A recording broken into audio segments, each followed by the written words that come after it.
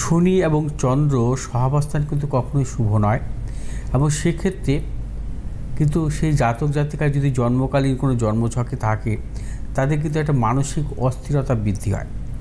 এবং শনিচন্দ্রের সহাবস্থানের ফলে যে কোনো জাতক জাতিকা যখনই জন্মছকে শনিচন্দ্রের সহাবস্থান থাকবে, সেই জাতক জাতিকার যদি চন্দ্রের মহাদশায় জন্ম হয় বা তাদের যদি চন্দ্রের মহাদশা জীবনে আসে, সেই জাতক জাতিকা কিন্তু শ্লেষা সংক্রান্ত সমস্যা প্রবলভাবে আসবে।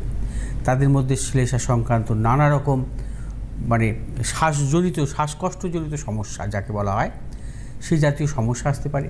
তাদের মধ্যে অ্যালার্জি জাতীয় সমস্যা আসতে বাধ্য, এবং 100% আসবে যাদের শনিচন্দ্রের সহাবস্থান আছে জন্মছকে, এবং তাদের যদি চন্দ্রের মহাদশা জন্ম হয় সেটা কিন্তু একদম খারাপ, এবং তাদের জীবনে কিন্তু শ্বাসকষ্ট বা শ্লেষাজনিত সমস্যা প্রবলভাবে তারা ভোগে।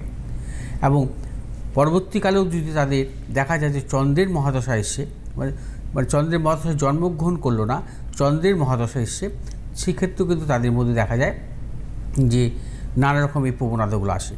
এবং শনিচন্দ্রের সহাবস্থানের ক্ষেত্রে দেখা যায় সেই জাতক জাতিকার মায়েরও শারীরিক সমস্যা আসে। মায়ের ক্ষেত্রেও কিন্তু নানা রকম শারীরিক প্রতিকূলতা আসে। শনিচন্দ্রের সহাবস্থানের ক্ষেত্রে দেখা যায় তার মধ্যে কিন্তু প্রচণ্ড পরিমাণে মানসিক অস্থিরতা, টেনশন কিন্তু সবসময় থাকে। অর্থাৎ শনিচন্দ্রের এই বীজদোষ কিন্তু কখনোই কিন্তু শুভ নয়। যাই হোক।